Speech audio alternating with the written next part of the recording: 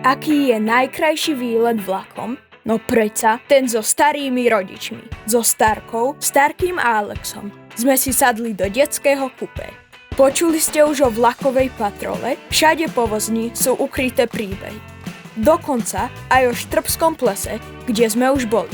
A tak ma potešilo, keď sme zistili, že môžeme súťažiť. Úloha bola jasná.